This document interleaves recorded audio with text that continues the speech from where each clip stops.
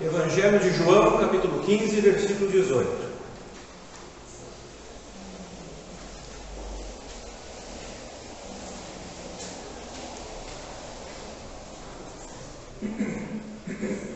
Se o mundo vos odeia, sabei que antes de vós odiou a mim. Se fosseis do mundo, ele vos amaria, como se pertencesseis a ele. Entretanto, não sois propriedade do mundo, mas eu vos escolhi e vos libertei do mundo, por essa razão o mundo vos odeia. Recordai-vos das palavras que eu vos disse: nenhum escravo é maior do que o seu senhor. Se me perseguiram, também vos perseguirão. Se obedeceram a minha palavra, igualmente obedecerão a vossa orientação. Contudo, o mundo vos tratará mal por causa do meu nome, pois eles não conhecem aquele que me enviou. Se eu não tivesse vindo e falado ao mundo, eles não seriam culpados. Mas agora eles não têm qualquer desculpa pelos pecados que cometeram. Aquele que me odeia, da mesma forma odeia meu Pai. Se eu não tivesse realizado entre eles obras que ninguém jamais fez, eles não seriam culpados de pecado. Mas agora eles viram e presenciaram tudo, e mesmo assim odiaram a mim e ao meu Pai. Mas isso aconteceu para se cumprir o que está escrito na lei deles: odiaram-me sem razão. Quando, porém, vier o Consolador, que eu enviarei para vós da parte do Pai, o Espírito da verdade que provém do Pai, ele testemunhará a meu respeito. E vós também dareis testemunho, pois estáis comigo desde o princípio. Um discurso sobre o ódio. Não é um discurso de ódio, é diferente. É um discurso sobre o ódio. Geralmente, quando nós ouvimos o Novo Testamento falar sobre o amor, se é referido ao amor do Pai, de Deus. Quando se refere ao ódio, à raiva, geralmente se é referido ao homem, ao ser humano. E aqui está Jesus mais uma vez, falando sobre o ódio. No capítulo anterior ele falou um pouco, alguns versículos sobre o amor do Pai. E aqui ele fala sobre o ódio que o mundo tem contra o Senhor Deus.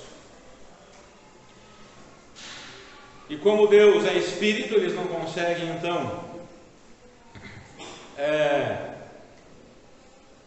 agir com o seu ódio fisicamente contra Deus. Eles agem aos que são de Deus, à igreja, aos filhos de Deus. O texto que acabamos de ler contém 9 versículos. A palavra ódio é proferida em 7 vezes nesse texto: 18, 19, 23, 24 e 25. Em 9 versículos, 7 vezes é proferida a palavra ódio. Isso indica que nós, como igreja, sofreremos de alguma forma esse ódio dos descrentes. O capítulo 15 pode ser visto como o capítulo do contraste, do verso 9 até o verso 13 e o verso 17. Jesus fala de amor. Se você olhar anterior ali, versículo 9 até o 13, o versículo 17, Jesus fala do amor do Pai. E agora, dos versículos 18 até o 27, ele fala do ódio do mundo, do ódio dos incrédulos contra Deus Pai. Então nós podemos dizer que o capítulo 5 é o capítulo do contraste entre o amor de Deus e o ódio do mundo. Ouvimos hoje o tema discurso de ódio. Geralmente aqueles que levantam essa bandeira são os mais odiosos de todos. É isso que nós temos visto, né? Mas neste texto Jesus fala exatamente sobre o ódio das pessoas, dos incrédulos, a Deus, que é direcionado a Deus. Não temos aqui um discurso do ódio aqui nesse texto, mas é um discurso sobre o ódio, o tema ódio. A ele mesmo também, esse ódio é direcionado a ele mesmo e à igreja. Então, desde aqueles tempos, os tempos de Cristo, esse ódio provinha quase que exclusivamente de religiosos e de militantes políticos. É o que nós podemos enxergar aqui no Novo Testamento. Esse ódio vindo de religiosos. Temos religiosos hoje? Muitos. E de militantes políticos. Temos muitos militantes políticos hoje? Temos, todo mundo. Então hoje não é diferente. Ainda há ódio desses grupos e outros grupos direcionados a Deus. E desta forma esse ódio a Deus é externado na Igreja de Cristo. A Igreja de Cristo, direcionado à Igreja de Cristo. E também na vida pessoal de todos aqueles que professam Cristo em suas vidas. Provavelmente cada um de vocês aqui já teve, ou tem, ou terá alguma experiência, seja ela de um nível, de um grau maior ou menor, com relação a esse ódio que os incrédulos têm a Deus, que foi direcionado então a você. Mas Jesus nos havia avisado que enfrentaríamos perseguição, que sentiríamos o ódio que os descrentes têm de Deus em nossa própria pele, principalmente os religiosos e os militantes.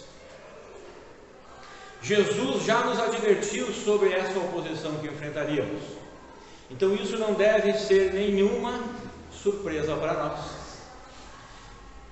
Mas nós precisamos viver nesse mundo hostil, nós precisamos viver nesse mundo opositor, nós precisamos viver nesse mundo perseguidor até o fim. Não é verdade? Nós não podemos colocar as mãos na boca, vou me matar. Nós precisamos viver aqui. Nós não podemos fazer como monges antigos, uma cabana no meio da floresta e se isolar de tudo. Apesar que há pessoas no mundo frenético que conseguem se isolar de todo mundo, né? O crente ele não deve ser assim. O crente que se isola, ele está errando. Por que ele está errando? Porque Cristo nos dá poder pelo seu Espírito Santo, pela sua graça, o Espírito Santo, para testemunharmos. Se eu sou um crente que me isola, que não conversa com as pessoas, que não expande o meu círculo de amizades, eu não estou testemunhando, eu não estou cumprindo a grande comissão. Eu não me abro para as pessoas para tentar arrumar um gancho para falar dessa fé. Então vem a pergunta: precisamos viver nesse mundo hostil? Nós precisamos estudar entre incrédulos, nós precisamos trabalhar entre incrédulos, nós precisamos comprar de incrédulos e vender para incrédulos. E como, eu não estou falando que todos os incrédulos são assim, né? Que externam, né, seu ódio a Deus, mas há muitos que sim, e muitas vezes nós sentimos isso em nossa pele. Nós precisamos viver nesse mundo, numa sociedade incrédula, num país incrédulo. Nós teremos uma pátria que não será mais incrédula, futuramente, mas agora não. E como viver aqui, desta forma, de forma que honre a Deus, que testemunha a Ele? Como ter a vitória vivendo no mundo odioso? E a resposta de Jesus está nos versos 26 e 27, os últimos versículos desse texto. Não sei se eu vou conseguir chegar agora de manhã lá, mas vamos prosseguir.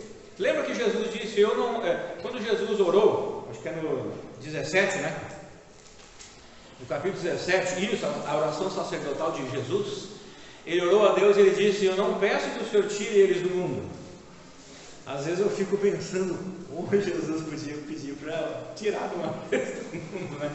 Mas Jesus era Deus, eu não peço que os tires do mundo, mas livre eles do mal. E apesar de vivermos desse mundo odioso contra o Senhor Deus, e eles direcionam o seu ódio à igreja, Cristo, Deus, tem nos livrado do mal. Ele tem. Nós sofremos, mas Ele tem nos livrado do mal. Novamente, versículos 18 e 19. Se o mundo vos odeia, então lembra que Jesus estava falando aos seus discípulos naquela época, mas são princípios que valem para nós. Se o mundo vos odeia, sabei que antes de odiar vocês, ele odiou a mim. Se vocês fossem do mundo, ele amaria vocês, como que se vocês pertencessem a ele. Mas o mundo é tão confuso e tão injusto que até entre eles se carneiam, né? Entretanto, vocês não são propriedades do mundo. Eu vos escolhi. Olha o que Jesus disse. Eu escolhi vocês. E não só escolhi vocês, eu libertei vocês desse mundo. Por isso que o mundo vos odeia. Por que o mundo nos odeia? O versículo estava explicando. Sabe por que o mundo nos odeia? Porque Deus nos escolheu. E sabe por que também o mundo nos odeia? Porque Ele nos libertou da escravidão, da submissão desse mundo. Então o mundo nos odeia, porque somos de Cristo agora.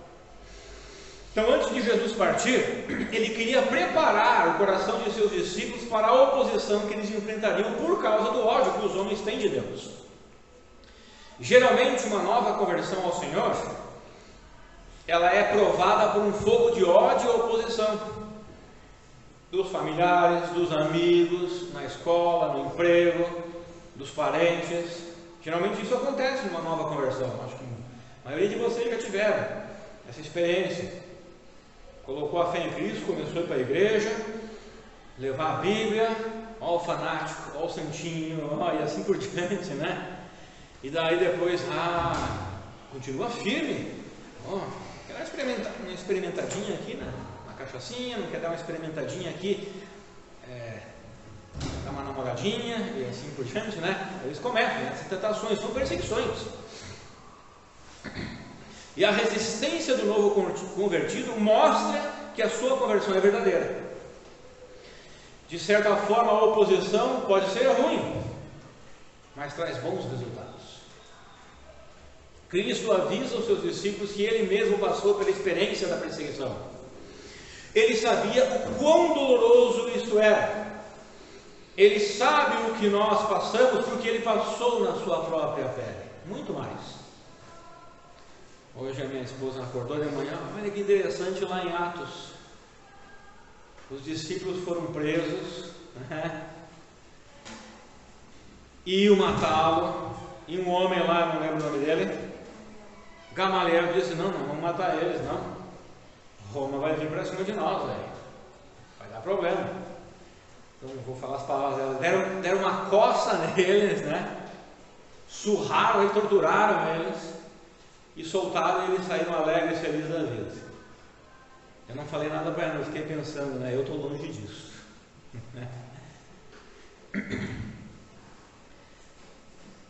Jesus passou por tudo isso. O natural nesse mundo é amarmos e apreciarmos aqueles que fazem parte do nosso grupo, porque é um sentimento de pertencimento. Geralmente amamos e apreciamos aqueles que estão alinhados conosco. Isso não quer dizer que odiamos o resto. Quer dizer isso, mas apenas não temos muito apreço, interesse neles. Jesus está dizendo que nós não pertencemos ao mundo, nós não somos dele. É diferente do que eu falei ali, né? A gente mostra apreço do que tem alinhado conosco. Agora não quer dizer, um crente ele não pode também odiar quem não está alinhado, quem não pensa 100%, né? Esse é um dos problemas, né, do hiperfundamentalismo. Quem não pensa 100% está fora. Não podemos ser assim, isso é errado, é pecado. Mas o mundo não é assim. O mundo, se não está alinhado comigo, eu vou te odiar. Se você não é do meu lado, se você está do lado de Deus, eu vou odiar você. Então Jesus está dizendo que nós não pertencemos ao mundo. Nós não somos dele. Nós não estamos alinhados com ele. Nós não temos as mesmas ideias e mesmos objetivos que o mundo. Neste caso, o mundo não apenas nos ignora. Ele não faz só isso, vou ignorar eles. Mas ele nos odeia, porque o pecado deles os impele a agir de maneira voraz contra Deus e tudo que se refere à verdade de Deus. Então vocês conseguem perceber a importância disso? Porque tudo isso envolve, o motivo de tudo isso é porque Cristo me escolheu e me livrou do mundo. Então, como pode um crente amar o mundo? Como pode um crente gostar das coisas desse sistema? Como pode um crente aprovar religiões e políticas deste mundo, se Cristo morreu, sofreu para me livrar deste mundo?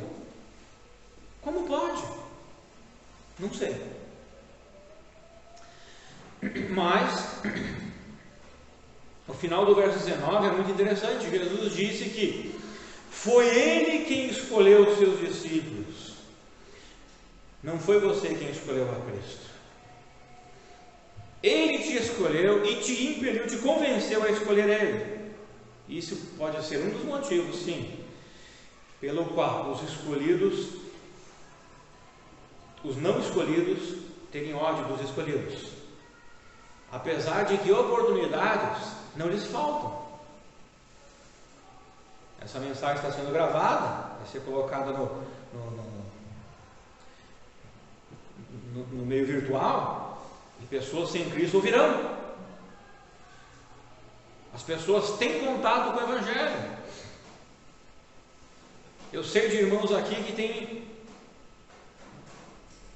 entregue um folheto, convidado para vir na igreja, até falado um pouco do Evangelho com algumas pessoas aí por fora. Então as pessoas, os incrédulos não estão sem oportunidades. Cristo morreu por todos e oferece salvação a todos. Então não há desculpa. E não vou entrar aqui no mérito de, se vocês perceberem, eu coloquei duas coisas aqui. Cristo nos escolheu, não escolheu eles, mas Ele morreu por todos e ofereceu salvação por todos. Ou seja, a questão de soberania versus esqueci a palavra. Isso, responsabilidade. Mas além de escolher seus discípulos, Jesus os tirou da submissão daqueles que não foram escolhidos. Provavelmente o ódio deles deve ser dobrado, né? Eu já odeio eles porque Deus os escolheu, e odeio porque Deus tirou eles de debaixo da minha submissão. Então eles odiarão exatamente os escolhidos de Deus que foram libertos da ignorância desse sistema mundano. O versículo diz: mas eu vos escolhi e vos libertei desse mundo. E a pergunta: você realmente está liberto desse mundo? Eu sei que, mesmo depois da nossa conversão, alguns resquícios ficam. Ok, trabalhe com isso, para que você seja totalmente liberto. Versículos 20 e 21. Recordai-vos das palavras que eu vos disse. Nenhum escravo é maior do que o seu senhor. Se me perseguiram, também vos perseguirão. Se obedeceram a minha palavra, igualmente obedecerão a vossa orientação. Contudo, o mundo vos tratará mal por causa do meu nome, pois eles não conhecem aquele que me enviou. Agora Cristo mostra a realidade para seus discípulos. Queriam sofrer oposição. Essa era a realidade.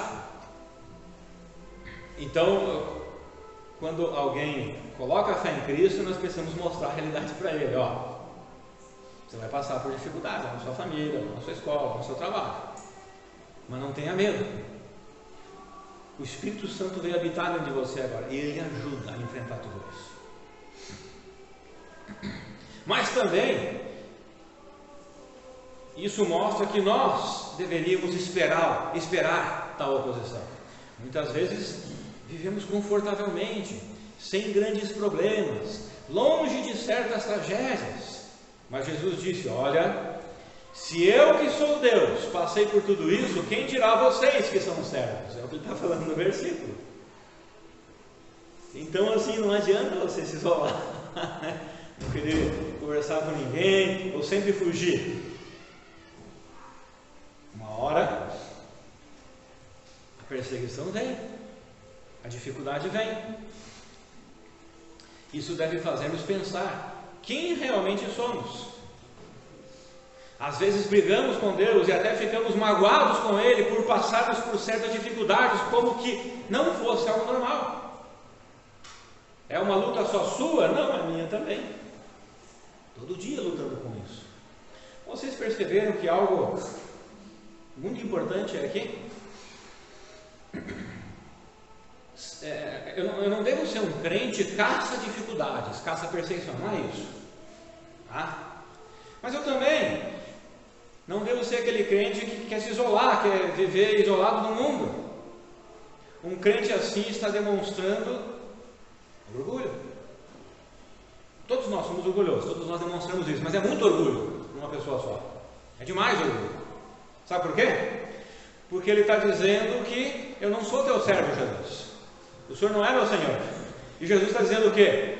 Se eu, Senhor, sofro, vocês que são servos não vão sofrer? Então eu estou me escapando, eu estou querendo só o conforto. Mostra o quê? Orgulho, porque eu não acredito nesse versículo. Eu não sou teu servo, não. Eu não quero passar por isso, não. Ou como algo que não merecemos, né? Às vezes a gente pensa, eu não mereço isso. E todos nós pensamos, eu não mereço isso. Poxa vida, Deus.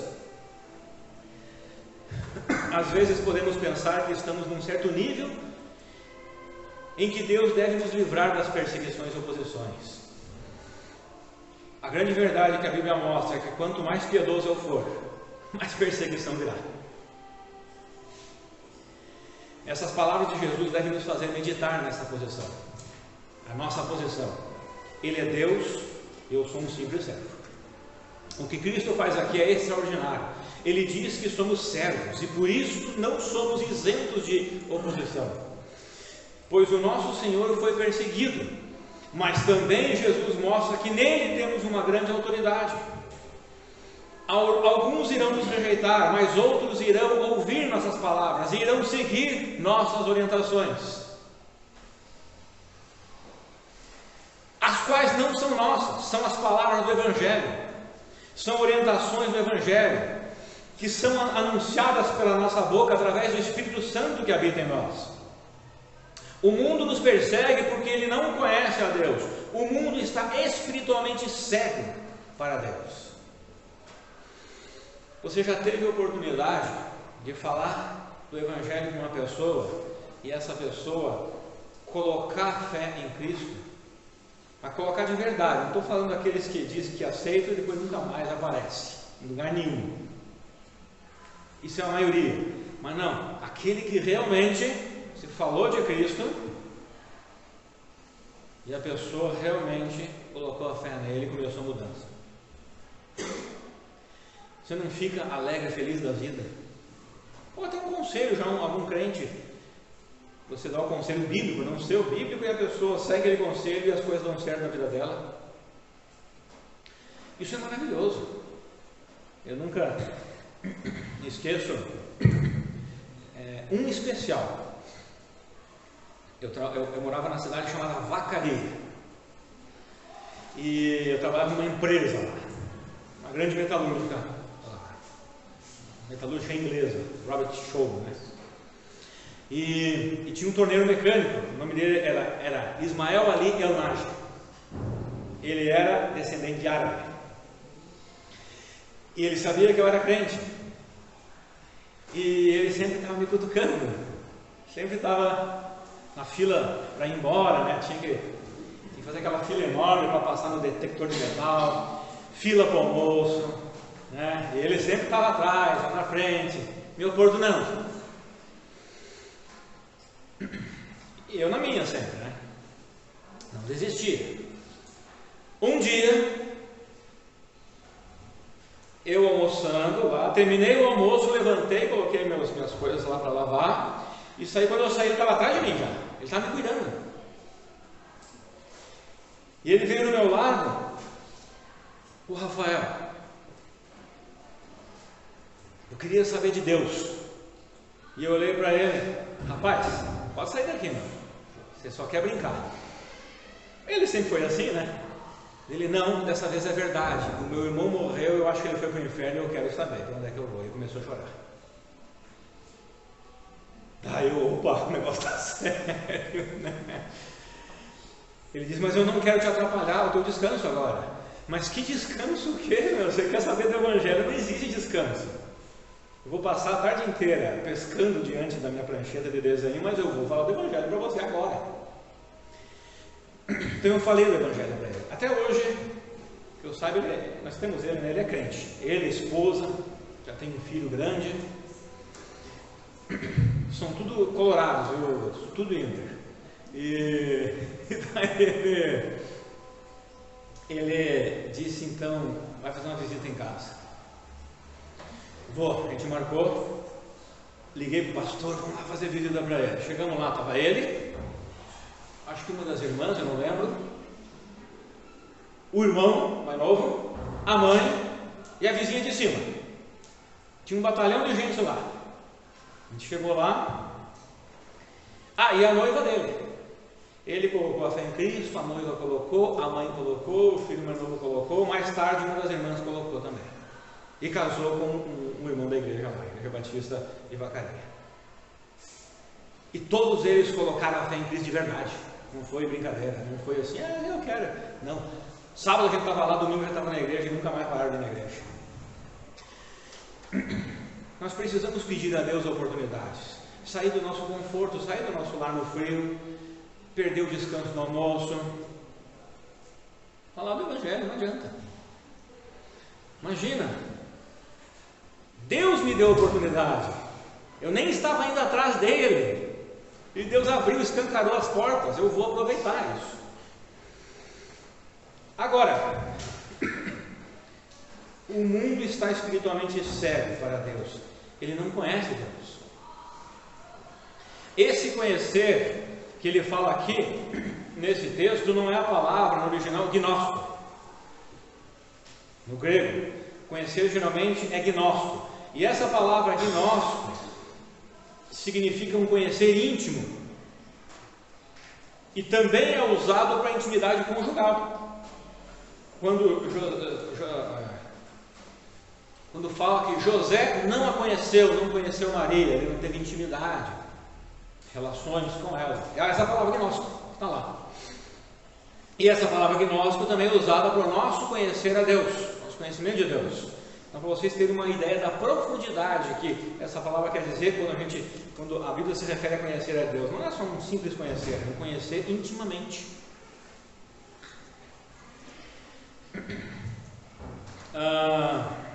A palavra usada aqui para conhecer é oida, que se refere a apenas ter informações suficientes que leve alguém a compreender, perceber e reconhecer algo. Neste caso, Deus. E que Jesus era o Messias enviado por Deus. Então, esses políticos e religiosos tinham informações oida, eles conheciam suficientemente com informações que eles poderiam pelo menos compreender, perceber e daí reconhecer: não, ele é o Messias. Eu não quero, mas ele é o Messias. Era isso que eles tinham. Não é o conhecer intimamente. Versículos 22 ao 25. se eu não tivesse vindo e falado ao mundo, eles não seriam culpados. Mas agora eles não têm qualquer desculpa pelos pecados que cometeram. Aquele que me odeia, da mesma forma odeia meu Pai. Se eu não tivesse realizado entre eles obras que ninguém jamais fez, eles não seriam culpados de pecado. Mas agora eles viram e presenciaram tudo, e mesmo assim odiaram a mim e a meu Pai. Mas isso aconteceu para se cumprir o que está escrito na lei deles: odiaram-me sem razão. O problema é que eles tinham informações suficientes, mas se fecharam em suas próprias vaidades. Jesus falou ao mundo com poder, realizou obras extraordinárias. E esse é o segundo problema. Por terem informações suficientes para compreender e perceber e reconhecer que Jesus é o Cristo, eles não fazem, eles não reconhecem. Por isso eles são considerados culpados. E esta é a outra questão de eles nos odiarem. Como pode esse Deus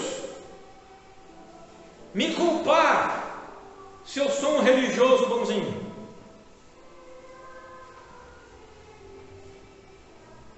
Eles nos odeiam por esse motivo também. E esta é a pregação do Evangelho: mostrar ao mundo que ele é pecador, que ele é culpado perante Deus e precisa da graça desse Deus. Então eles ficam mais furiosos ainda. Esse Deus diz que eu sou culpado, mas eu sou bonzinho, e ainda diz que para eu sair dessa culpa eu preciso dele. Aquele que me culpa diz que eu preciso dele. Aquele que me acusa diz que eu preciso dele.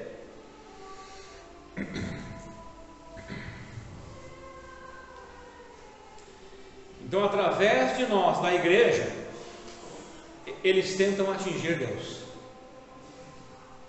mas não conseguem. Não conseguem. Hoje temos vivido, questões assim até de leis contra a igreja. Por que eles não conseguem? Porque o Senhor Deus está conosco, não está com eles.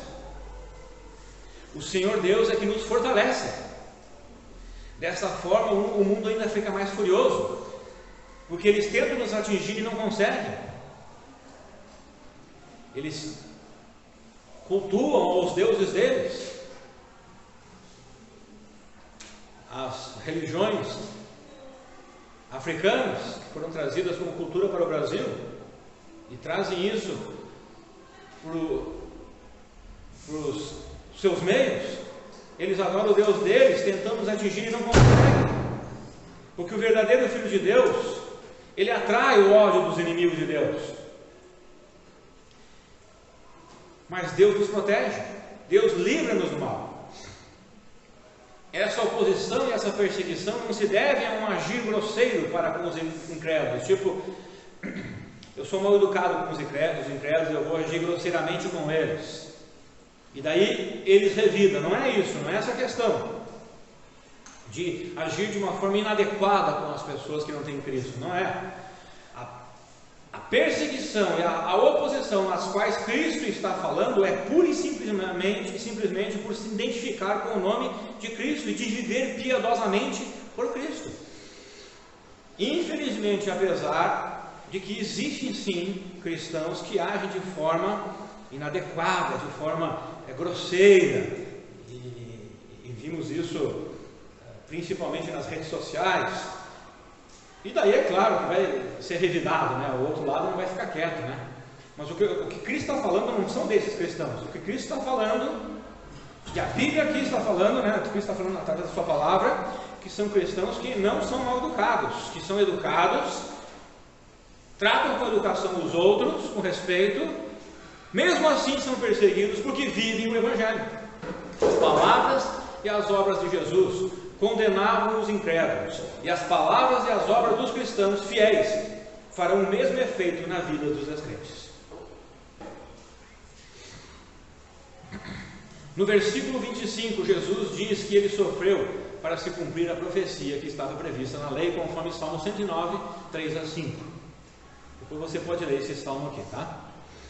Últimos versículos, 26 e 27. Quando, porém, vier o Consolador, que eu enviarei para vós da parte do Pai, o Espírito da verdade que provém do Pai, ele testemunhará a meu respeito, e vós também dareis testemunho, pois estáis comigo desde o princípio. O Espírito Santo, que é o Consolador, procede da parte de Deus, por isso ele é divino. Jesus Cristo avisa que enviará o Consolador. Enviará para onde? Ou para quem? Jesus diz: para vós, este vós eram seus discípulos. Nós somos discípulos de Cristo também, se já colocamos nossa fé nele.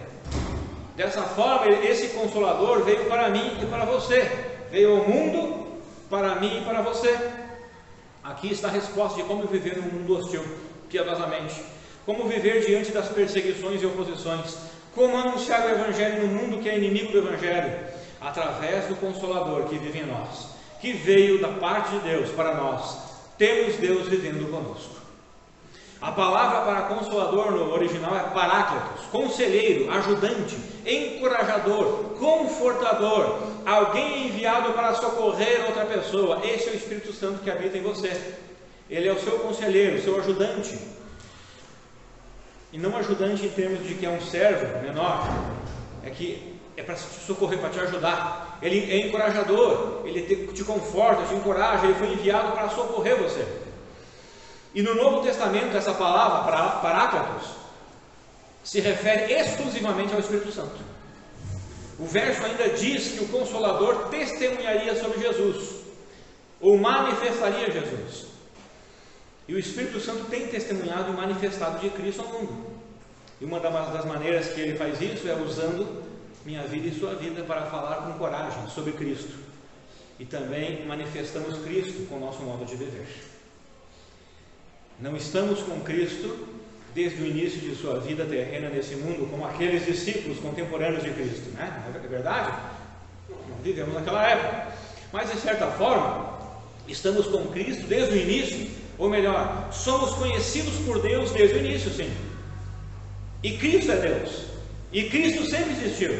Ele já era antes da fundação do mundo. Então, Cristo nos conhece antes da fundação do mundo. No princípio estávamos com Cristo, 2 Tessalonicenses 2,13. Todavia, irmãos, amados do Senhor, devemos sempre dar graças a Deus por vós, pois Ele vos escolheu desde o princípio para a salvação, pela santificação feita pelo Espírito e pela fé na verdade. Efésios 1:3-5. Bendito Deus e Pai de nosso Senhor Jesus Cristo, que nos tem abençoado com toda a sorte de bênção espiritual nas regiões celestiais em Cristo, assim como nos escolheu nele antes da fundação do mundo, para sermos santos e irrepreensíveis perante Ele, e em amor nos predestinou para Ele, para a adoção de filhos, por meio de Jesus Cristo, segundo o beneplácito de sua vontade. O mundo nos odeia? Sim. E isso é ruim? É ruim, dói. Mas que importa? Deus nos ama. De que forma? Ele enviou seu Filho para morrer em meu lugar. Ele enviou seu Filho para pagar a minha dívida. E depois Ele enviou o Consolador para me ajudar e me encorajar a viver nesse mundo tenebroso, para que eu glorifique o seu nome com uma vida piedosa.